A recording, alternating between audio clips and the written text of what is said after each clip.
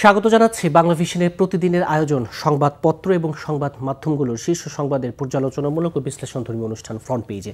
সাথে আছে তাইমুর রশিদ। আমার সাথে আজকে আলোচনার জন্য স্টুডিওতে উপস্থিত আছেন ইনকিলাব মঞ্চের মুখপাত্র শরীফ ওসমান হাদি। আপনাকে স্টুডিওতে স্বাগত জানাচ্ছি। দর্শক, স্টুডিও আলোচনা করব, তবে তার আগে প্রধান পত্রিকাগুলো প্রধান খবরগুলো যদি একটু চোখ বুলিয়ে নিই। দৈনিক প্রথম আলোর প্রধান শিরোনাম, দলগুলো সন্তুষ্ট, আপত্তি ও ভিন্ন মত আছে। আরপিও সংশোধনের প্রস্তাব, ইসির প্রস্তাব নিয়ে বড় কোনো আপত্তি নেই। জোটগত নির্বাচনে প্রতীক সংক্রান্ত প্রস্তাব নিয়ে মিশ্র প্রতিক্রিয়া। ইভিএম বাতিল ও সশস্ত্র বাহিনী সংক্রান্ত প্রস্তাবে ইতিবাচক মত। এছাড়া মালয়েশিয়ায় প্রধান উপদেষ্টা ভ্রমণ নিয়ে দুই দেশের সম্পর্ক গভীর করার প্রত্যয়। ইউনুস আনোয়ার বৈঠক, বাণিজ্য, বিনিয়োগ, জনশক্তি, জ্বালানি সহযোগিতা সহ বিভিন্ন দ্বিপক্ষীয় বিষয় নিয়ে আলোচনা। 5টি সমঝোতা স্মারক ও 3টি নোট বিনিময় চুক্তি সই। দৈনিক আমার দেশের প্রধান খবর, কূটনীতিতে নয়া মেরুকরণ। 3 দশক পর পাকিস্তান পররাষ্ট্রমন্ত্রীর প্রথম দ্বিপক্ষীয় সফর। এই সফরের মাধ্যমে সম্পর্কের ভবিষ্যৎ গতিপথ নির্ধারণ হতে পারে। এম হুমায়ুন কবির। ভারতকে মোকাবেলায় দুদেশের নিরাপত্তা সহযোগিতা জরুরি, অধ্যাপক শহীদুজ্জামান।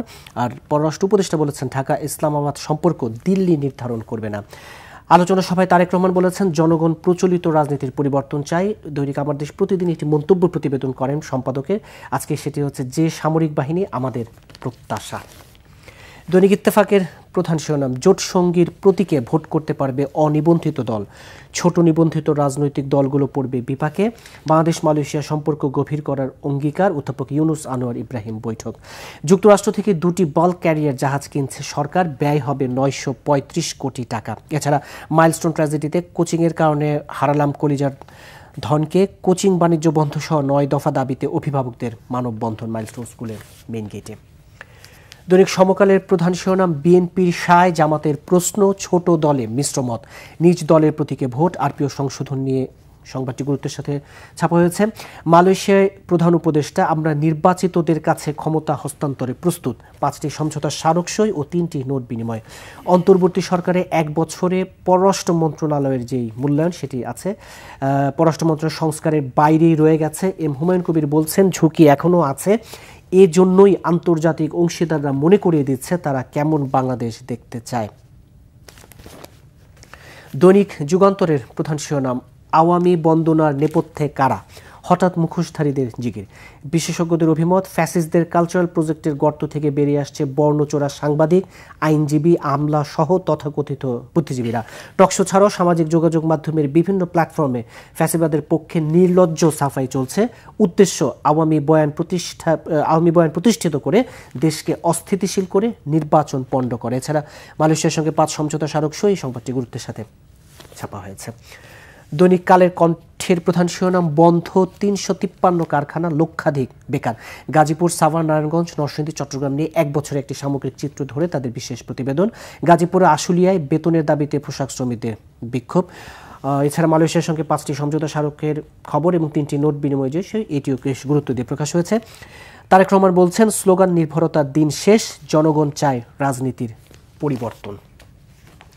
দৈনিক কালবেলার প্রধান শিরোনাম, সমঝোতার দরপত্রে গচ্চা 323 কোটি টাকা। বিনামূল্যে পাঠ্য বই মুদ্রণ নিয়ে তাদের বিশেষ প্রতিবেদন। আগামী শিক্ষাবর্ষের জন্য 30 কোটির বেশি পাঠ্য বই ছাপাবে সরকার। এজন্য মোট 826টি লটে ভাগ করে দরপত্র আহ্বান। আমরা জানি এই পাঠ্যপুস্তক প্রকাশ নিয়ে প্রতি বছরই নানা ধরনের কাণ্ড কারখানা হয়। নাসিরউদ্দিন পাটোয়ারির একটি মন্তব্যকে বেশ গুরুত্ব সহকারে ছাপা হয়েছে। বিচার সংস্কার না হলে ফেব্রুয়ারিতে নির্বাচন হবে না। ফেব্রুয়ারির মাঝামাঝি ভোটের জন্য প্রস্তুত বাংলাদেশ, মালয়েশিয়ায় বলেছেন প্রধান উপদেষ্টা। বাংলাদেশ প্রতিদিনের প্রধান শিরোনাম, নির্বাচন ঠেকাতে নানা ষড়যন্ত্র। সালাউদ্দিন আহমেদ বলছেন, ইস্যু সৃষ্টি করে দেশে অস্থিতিশীল পরিবেশ তৈরি করা হচ্ছে। মোস্তফা জামাল হায়দার বলছেন, বিভিন্ন অপচেষ্টা চলমান, এ নিয়ে সন্দেহ নেই। নাসিরউদ্দিন পাটোয়ারি বলেছেন, তারিখ ঘোষণা হলেও নির্বাচন ফেব্রুয়ারিতে হবে না। সেটা তারেক রহমানের খবরটি বেশ গুরুত্ব দিয়ে প্রকাশ হয়েছে। আরেকটি খবর বেশ গুরুত্ব দিয়ে প্রকাশ হয়েছে, হাত ছাড়া হচ্ছে মধ্যপ্রাচ্য, অর্থাৎ মধ্যপ্রাচ্যের যে শ্রমবাজার, এ নিয়ে একটি প্রতিবেদন প্রকাশ করেছে বাংলাদেশ প্রতিদিন। দেশ রূপান্তরের প্রধান শিরোনাম, নির্বাচনের জন্য আমরা প্রস্তুত, মালয়েশিয়ায় বলেছেন প্রধান উপদেষ্টা। ড্যাপের সংশোধনী চূড়ান্ত, সব পক্ষের অসন্তোষ। জুলাই সনদের আইনি ভিত্তি নিয়ে চূড়ান্ত আলোচনা শিগগিরই। জন রায় পেলে বিএনপি মিলেমিশে দেশ চালাবে বলেছেন তারেক রহমান। আর পাল্টা শুল্ক 15% করার চেষ্টা করছে সরকার, জানিয়েছেন বাণিজ্য উপদেষ্টা। দৈনিক নয়াদিগন্তের প্রধান শিরোনাম, ঢাকা পুত্রজয়ার অংশীদারিত্ব গভীর করার অঙ্গীকার। ইউনুস আনোয়ার একান্ত বৈঠক, 5 সমঝোতা স্মারক ও নোট বিনিময়ের স্বাক্ষর। মার্কিন রাষ্ট্রদূতের বাসায় ঐকমত্য কমিশনের বৈঠক, কমিশনের মেয়াদ বাড়ল আরও 1 মাস। এই সংক্রান্ত প্রজ্ঞাপন জারি হয়েছে। সরকার উৎখাতের ষড়যন্ত্র, খুলনায় হাসিনা সহ 46 জনের বিরুদ্ধে রাষ্ট্রদ্রোহ মামলা। আরাকান আর্মিতে ভাঙন, অনেকে আত্মসমর্পণের অপেক্ষায়। এই সংবাদটি বেশ গুরুত্ব দিয়ে ছাপা হয়েছে। দৈনিক ইনকিলাবের একটি বিশেষ প্রতিবেদন বেশ গুরুত্ব দিয়ে প্রকাশ হয়েছে। সংসদে আওয়ামী লীগের প্রতিনিধিত্ব নিশ্চিতে পিআর আনতে চাচ্ছে ব্র্যাক সুজনের রহস্যজনক জরিপ। এ নিয়ে একটি বিশেষ প্রতিবেদন প্রকাশ করেছে দৈনিক ইনকিলাব। এর বাইরে প্রধান উপদেষ্টা মালয়েশিয়া সফরের সংবাদটি তো গুরুত্ব দিয়ে প্রকাশ হয়েছেই। আমরা নির্বাচনের জন্য প্রস্তুত জানিয়েছেন ডক্টর মোহাম্মদ ইউনূস।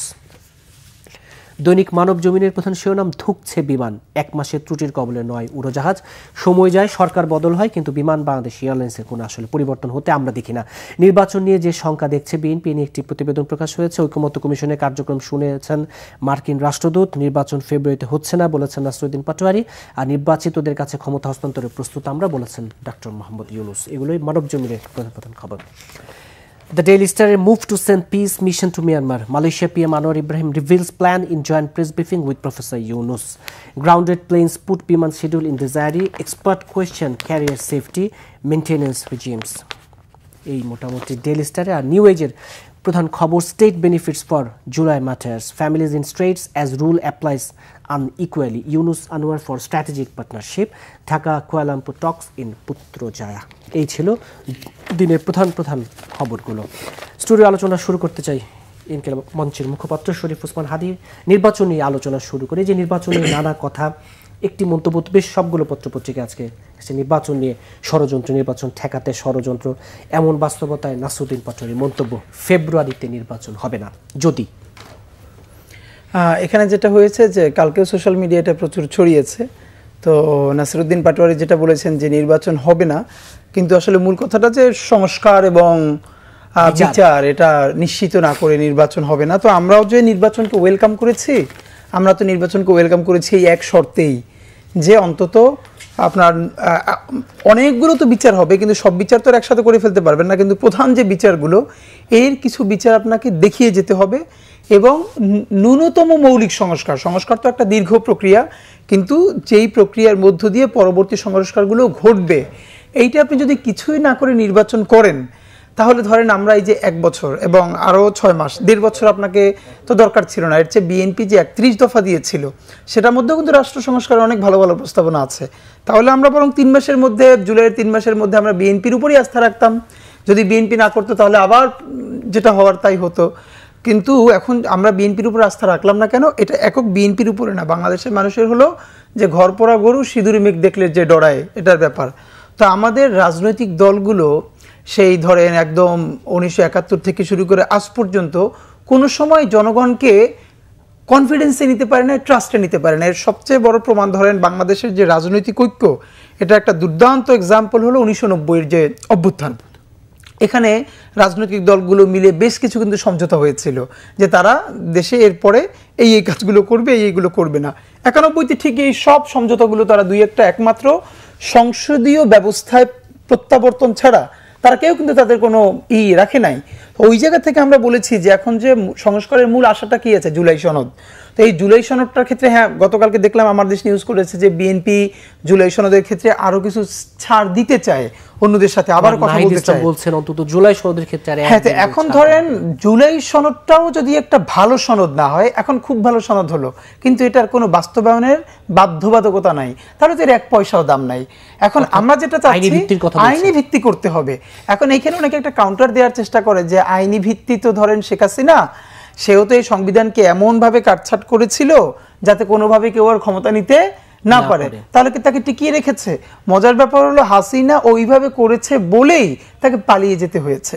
তো বাংলাদেশের আর কোনো রাজনৈতিক দল কি হাসিনার মতো পালিয়ে যেতে চায়, এই পরিণতি বরণ করতে চায়?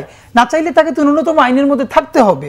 তো এই জন্য আমাদের হলো যে হ্যাঁ, এই সংস্কার এখন যেটা দেখেন, এই যে 6 মাস ঘোষণা করেছে নির্বাচনের, 6 much is more than enough ভালো সংস্কার করবার জন্য। আপনি মৌলিক সংস্কারগুলো সনদে নিয়ে আসবেন, এরপর আপনি এটার আইনি বাধ্যবাধকতা তৈরি করবেন। এই আইনি বাধ্যবাধকতার ক্ষেত্রে আমরা বলেছি প্রয়োজনে আপনি রেফারেন্ডাম দেন, আপনি গণভোট দেন, অথবা আপনি যেই প্রক্রিয়ায় হোক এটাকে অবশ্যই যেই দলগুলো ক্ষমতায় আসবে। এখন আপনি যদি সবই রাজনৈতিক ধরেন, অনেক শহীদ পরিবারের সাথে আমাদের কথা হয়েছে, তারা পর্যন্ত ফোন করে আমাদেরকে বলেছে যে এইগুলোকে সবই পরের সরকারের উপর রেখে যাচ্ছে ইউনূস সাহেব? যদি পরের সরকারের উপরেই সে রেখে যায়, আর সে যদি না করলে, ধরেন আমি আপনাকে ফাঁকে বলে রাখি, এই যে 19টা মৌলিক সিদ্ধান্ত হয়েছে এই জুলাই সনদে, তো বিএনপি এখানে 19টায় একমত হয়েছে, 10টায় নোট অফ ডিসেন্ট সহ। তো এখন 10টা নোট অফ ডিসেন্টের মধ্যে 1 নাম্বারই আছে উচ্চকক্ষে পিআর, সংসদের যে উচ্চকক্ষে পিআর ব্যবস্থা হবে। এখন নোট অফ ডিসেন্টটা কি? নোট অফ ডিসেন্টটা হলো যে আমি আপাত দৃষ্টিতে এটা মানলাম, কিন্তু এটা আমি এটার সাথে একমত নই। তো এই 19টা সংস্কারের মধ্যে সিগনিফিকেন্ট 10টাই বিএনপি বলেছে কি যে আমি এটা আপাতত মেনে নিচ্ছি। তো সংসদ যখন চালাবে, সরকার যদি বিএনপি ক্ষমতায় আসে, তখন তো এটা তাকে ধরার কোনো ইউ নাই, আর এটা কোনো প্র্যাকটিক্যাল না। বিএনপি বলবে দেখেন আমি তো এটা আগেই নোট অফ ডিসেন্ট দিয়েছি এবং এটা আমার জন্য প্র্যাকটিক্যালও না। সুতরাং আমরা এই কথাটা এই জন্যই বলতে চাই, কোনোভাবেই নির্বাচন বানচাল করা যাবে না। দেশ ভোটের ট্রেনে উঠেছে, ভেরি গুড। আর এটাও তো কথা, এখন এই সরকারের দুর্বলতা কি জানেন? যেমন আমরা এত দুর্বলতা সত্ত্বেও একদিনও বলতে পারবো না সরকার আরো 1 মাস নির্বাচন দেরি করুক। কেন? ধরেন আমি বললাম সরকার আরো 6 মাস দেরি করবে নির্বাচন, তো সরকার কি আমাকে গ্যারান্টি দিচ্ছে যে আগামী 6 মাসের মধ্যে সেই সবগুলো বাস্তবায়ন করে ফেলতে পারবে? সরকার তো নিশ্চয়তাই দিচ্ছে না কোনো, তাহলে কি আমি তার আগামী 10 বছর ক্ষমতা রেখে দিব? এটা তো হয় না। কিন্তু আপনি কি মনে করেন কিনা, অনেকে যে কথাটা বলতে চাই যে নানা ধরনের অস্থিরতা, সেটা আইন শৃঙ্খলা বলেন, আর্থিক বলেন, নানা ধরনের নানা ক্ষেত্রে নানা খাতে যে অস্থিরতা, এর জন্য একমাত্র অনির্বাচিত সরকারই না, একমাত্র এইটা হলো অনেকে অনেকভাবে করে, আর বিএনপির কিছু ভাইয়েরা এইটা এই সরকারের অনির্বাচিত সরকার। দেখেন অনির্বাচিত সরকার, এর আগে বলতো ম্যান্ডেটবিহীন সরকার। আমি আপনাকে দুটো বলি, এই সরকারের দুটো প্যারাডক্স আছে। একটা হলো মুক্তিযুদ্ধের পর থেকে এই সরকারটা হলো সব থেকে বেশি জনসমর্থিত সরকার, দ্বিতীয়ত সব থেকে দুর্বলতম সরকার। মানে তার সব থেকে বেশি জনসমর্থন আছে, সকল রাজনৈতিক দল বসে তাকে ক্ষমতা দিয়েছে, কিন্তু তার ওই পলিটিক্যাল গার্ডস নাই। তো এই জন্য তো আমরা সকল রাজনৈতিক দলকে আবারও বলি, তার দায়ও বাংলাদেশের রাজনৈতিক দলগুলোকে নিতে হবে।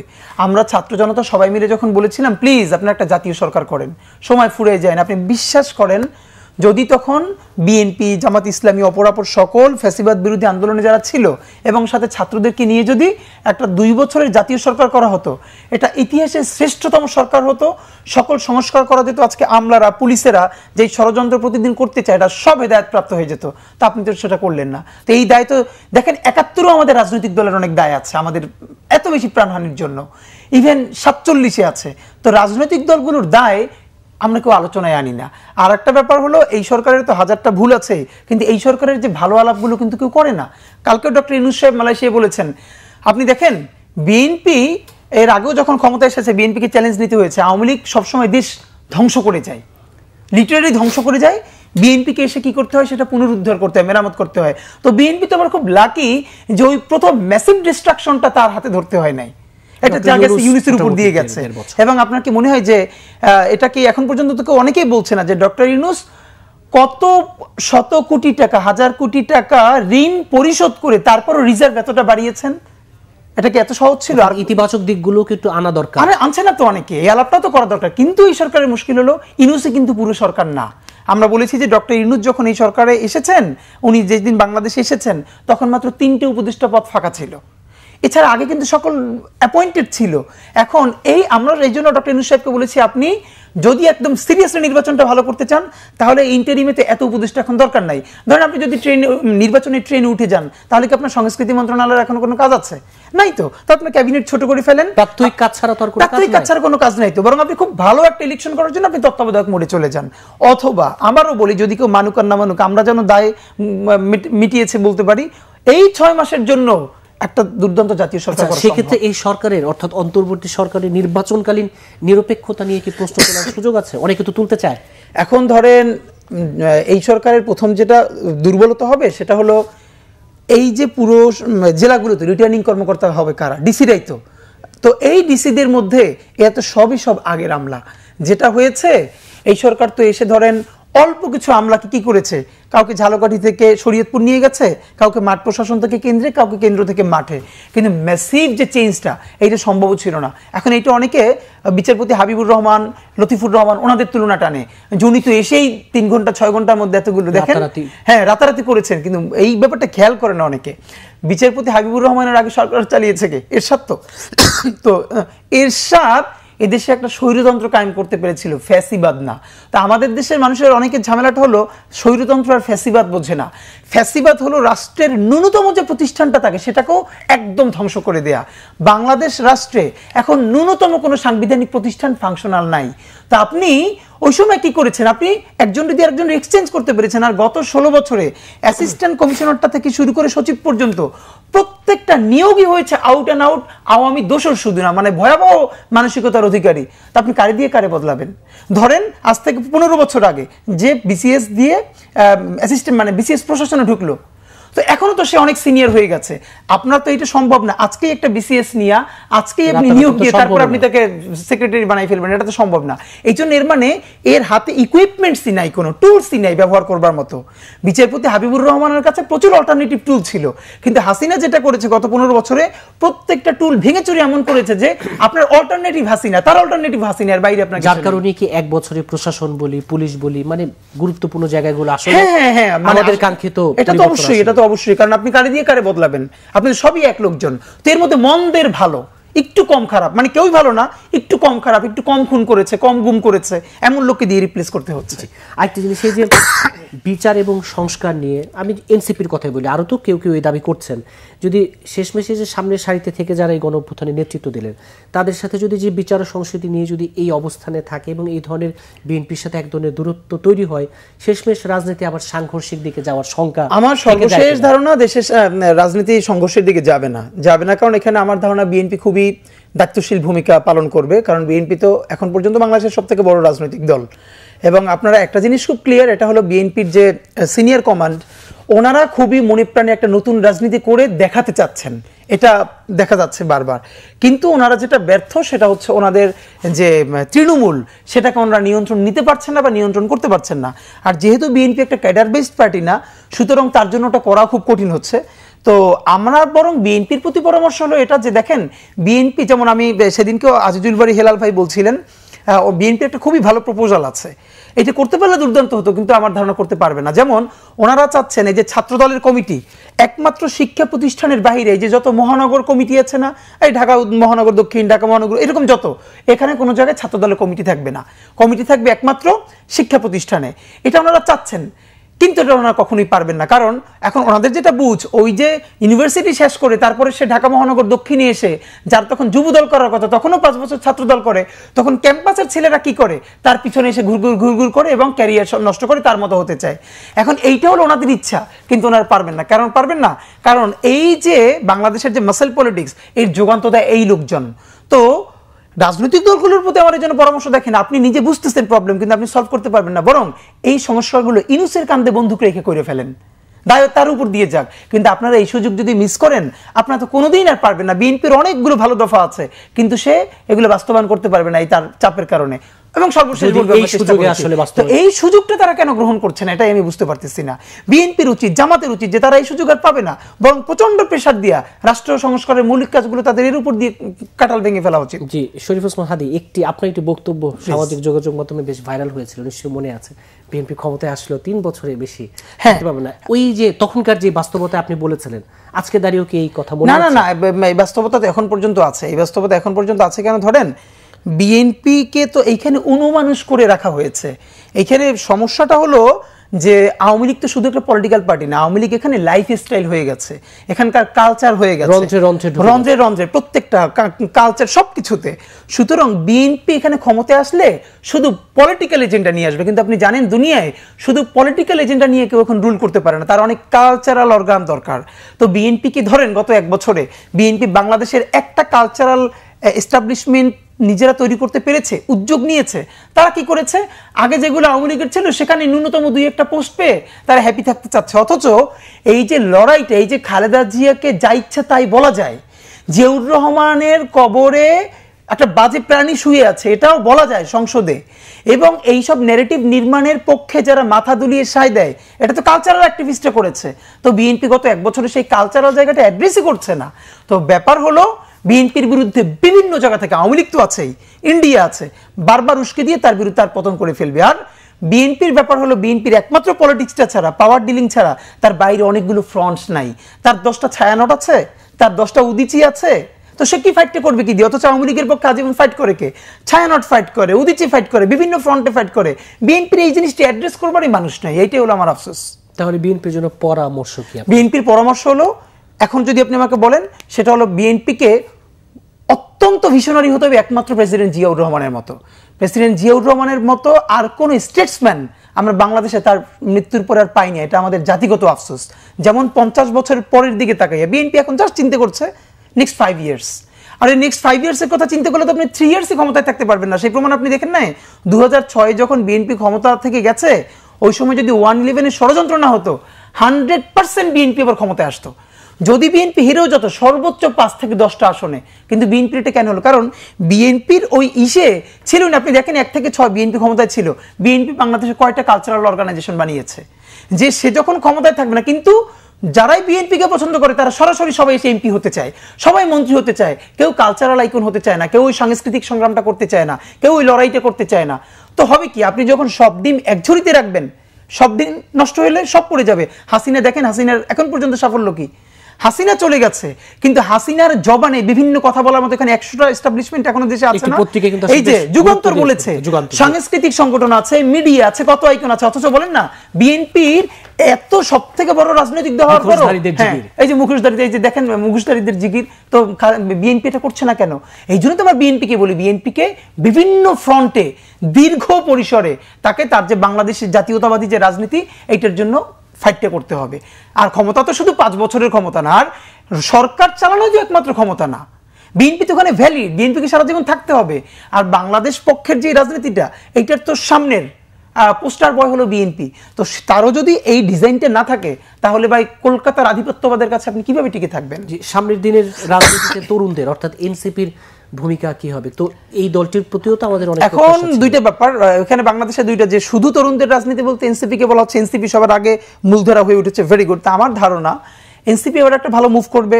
এনসিপি ইতিমধ্যে অনেকগুলো ভুল করেছে, এরপর আমি এটাকে দেখতে চাই সমালোচিত হচ্ছে, কিন্তু আসলে তারা তো সবাই নবীন, সবাই তরুণ। এখানে একটা শুধু বুঝি, এই দলটা যখন শুরু হচ্ছে তখন এটার সাথে আরো বেশ কিছু সিনিয়র সিটিজেনকে একদম ডিরেক্ট সংযুক্ত করা উচিত ছিল, তাদেরকে পথ প্রদর্শন করবার জন্য। এইটা খুব জরুরি ছিল, একদম ফর্মালি, যে এই 10 জন বা 15 জন আমাদের উপদেষ্টা, তাহলে খুব ভালো হতো। এটা করা যায় নাই, তো এর মানে টাইম ফুরিয়ে যায় না, সময় ফুরিয়ে যায় না। এখনো যদি তারা আরেকটু গুছিয়ে সুন্দর করতে পারে, তবে যদি তারা ভুল করে যে আগামী নির্বাচনেই তাদের 50টা আসন লাগবেই লাগবে, এই ডিলিং করে তারা বিএনপির সাথে বা জামাতের সাথে এই ডিলটা করতে চায়, তাহলে হয়তো কেউ এমপি হয়ে যাবে, কিন্তু রাজনীতিটা থাকবে না। আর তারা যদি মনে করে যে পলিটিক্সটা আগামী 50 বছরের, আগামী 5 বছর শুধু আমরা মাঠে থাকবো, আমি আপনাকে বলি, বিএনপি যদি জনতার পালস বুঝতে ব্যর্থ হয়, তাহলে তো বিএনপির বিরুদ্ধে একটা প্রতিরোধ হবে না? তো ওই প্রতিরোধটা নেতৃত্ব দেওয়ার মতো আর একটা বাংলাদেশপন্থী ফোর্স লাগবে। তখন আমাদের এই ছেলেমেয়েরা যদি অনিষ্টের সাথে দাঁড়াই থাকতে পারে, তখন বাংলাদেশ তাদের হাতে যাবে। কিন্তু তার আগেই যদি তারা, মানে এমপি হওয়াটা খারাপ না, কিন্তু এমপি হতে হবে তাহলে এটা বাংলাদেশ ক্ষতিগ্রস্ত হবে। এটা বাংলাদেশ ক্ষতিগ্রস্ত। নির্বাচনের সাথে ওতপ্রোতভাবে জড়িত আরপিও সংশোধনের প্রস্তাব নিয়ে এই জায়গায় বেশ মোটা দাগে কিছু, না ভোট, এই সেনাবাহিনীকে, এই জায়গাগুলোতে আপনার মোটা দাগে এখানে আসলে ওই যে যেটা ছিল, যে এর মধ্যে তো আওয়ামী লীগ যেটা করেছিল, আর্মি তো শুধু রাস্তায় ঘুরতে পারতো, সে তো ম্যাজিস্ট্রেসি পাওয়ারটা তুলে নিয়েছিল। আর এটার সাথে যুক্ত করা হয়েছে শুধু সেনাবাহিনী না, বিমান বাহিনী এবং নৌবাহিনী, সশস্ত্র বাহিনী। গুড, এটা রাজনৈতিক দলগুলো একমত হয়েছে, এটা খুবই ভালো হয়েছে। আর একটা হলো ইভিএম এর বিপক্ষে। তো ইভিএম নিয়ে তো আমরা সবসময় বলেছি, আগে এটা নিয়ে আর কোনো কথা নাই, কিন্তু ফ্যাক্ট হলো না ভোটের ইস্যুটা। এখন এইখানে যেটা বলা হয়েছে, যেই সব আসনে একজন প্রার্থী, হ্যাঁ, আর কোনো সেকেন্ড প্রার্থী থাকবে না, ওইখানে না ভোট রাখার ব্যাপার। তো আমার মনে হয় এটা আর একটু বিবেচনা করা যেতে পারে, বরং যে আপনি একজন প্রার্থী না, যদি আরো বেশি প্রার্থীও থাকে, সেখানে আপনি না ভোট দিয়ে দেখেন, অন্তত জনতার জবান, যে জনতা, আপনি তো অন্তত বুঝতে পারবেন যে এত % মানুষ এখানে একজন প্রার্থীকেও পছন্দ করছেন। এই নোটিশটা সব থেকে লেসন হবে পলিটিক্যাল পার্টিগুলোর জন্য। তখন বিএনপি, জামাত, এনসিপি বলবে এইখানে না ভোট পড়লো পুরো একটা আসনে 30%, এর মানে আমরা সবাই মিলে একটা ভালো ক্যান্ডিডেট দিতে পারলাম না যে ভোট পেতে পারে। তখন আমরা এই জন্য আমাদের পরামর্শ হলো, প্লিজ অন্তত এই নির্বাচনে আপনারা সব জায়গায় না ভোটের ব্যবস্থাটা রাখেন, এটা আমরা একটা ফিডব্যাক পাবো জনগণের। জি, আর পিআর পদ্ধতি নিয়ে ব্যাপক রাজনীতি, পিআর এর ক্ষেত্রে তো হ্যাঁ, আবারও শুনছি জামাত ইসলামী পিআর নিয়ে সিরিয়াস হচ্ছে, ইসলামী আন্দোলন বলছে। দেখেন এইখানে আমি যেটা বুঝি খুবই স্পষ্ট, সেটা হলো পিআর অ্যাজ অ্যান আইডিওলজি এটা খুবই ভালো, কিন্তু এটি হলো কোন দেশে বাস্তবায়ন করা হবে। পিআর বাস্তবায়ন করবার মতো ক্যাপাসিটি অথবা ওই সক্ষমতা বাংলাদেশের এখনো আছে কিনা, সেক্ষেত্রে আমাদের একদম স্পেসিফিক কথা হলো সংসদের উচ্চ কক্ষে অবশ্যই পিআর হতে হবে। এটার কোনো মিস নাই, কিন্তু নিম্নকক্ষে পিআর করলে এখন আওয়ামী লীগ অনেক অ্যাডভান্টেজ নেবে। কেমন? ধরেন আপনি আওয়ামী লীগের যে ফিক্সড ভোট ব্যাংকটা আছে, তা আপনি যখন এই সারা দেশে ইলেকশন করবেন তখন এই পিআর এর মধ্য দিয়া মিনিমাম আওয়ামী লীগ ধরেন 50 থেকে 80টা তাদের লোক নিয়ে আসতে পারবে। তো এই জন্য আমি বরং আপনাদের মাধ্যমেও আবারও বলি, এটা অনেকবার বলছি, আমরা অন্তত এই নির্বাচনটা আমাদের বাংলাদেশপন্থী সব দলগুলো একটা সমঝোতার নির্বাচন চাই। কেমন সমঝোতা? মানে তারা আসন ভাগাভাগি বলছি না, কিন্তু বিএনপি, জামাত ইসলামী যদি সাথে এনসিপিও যুক্ত হয় তাহলে খুবই ভালো। তারা একটা ন্যূনতম কনসেনসাসে পৌঁছাবে যে তাদের কোনো ভুলে যেন একটা বিন্দু থেকে আওয়ামী লীগ কোনো সুযোগ নিতে না পারে। এবার কিন্তু এটা হবে, আমি আপনাকে বলি কিভাবে হবে। অনেক আসন আছে যেখানে বিএনপিও এবং জামাত খুব কাছাকাছি, হাড্ডাহাড্ডি নির্বাচন হবে, এবং তো ফার্স্ট এবং সেকেন্ড সেখানে থার্ড আওয়ামী লীগ ফ্যাক্টর হয়ে দেখবেন যে চলে এসেছে। এখন সে পরিচিত আওয়ামী লীগের মুখ না, কিন্তু আওয়ামী লীগের ভোট ব্যাংকটা তো ফিক্সড। তো দেখা যাবে কি বিএনপি এর জামাত তুমুল লড়াই করে সেখান থেকে আওয়ামী লীগের 20টা চলে এসছে।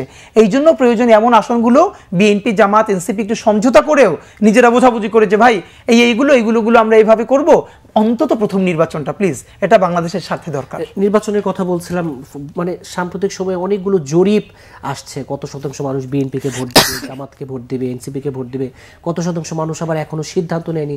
এই জরিপগুলোকে আপনি যদি এই জরিপ, বাংলাদেশের জরিপের মুশকিলটা হলো যে এর মেথোডোলজিটাই তো অনেক ত্রুটিপূর্ণ থাকে। ধরেন আমি আপনাকে বললাম যে আপনি র্যান্ডমলি 10টা জেলা পিক করেছেন, এখন 10টা জেলার মধ্যে আপনি গোপালগঞ্জ, কিশোরগঞ্জ, ফরিদপুর এরকম নিলেন, রাইট? অথবা আপনি নিলেন বগুড়া, তো আপনি তো ওখানে বেশি বিএনপি, বেশি আওয়ামী লীগ এরকমের আধিক্যও পাবেন। এরপর যদি এটা খুবই ভালো মেথোডোলজি থেকে বলি তাহলে হলো আসলে এই জরিপ দিয়ে মূলত আসলে সবকিছু মাপ করা যায় না। যদি এটা সঠিকও বলে নেই তাহলে হলো যেই 48% বলেছে যে তারা এখন পর্যন্ত সিদ্ধান্ত নেয় নাই, তাহলে তারাই হবে মূল প্লেয়ারটা।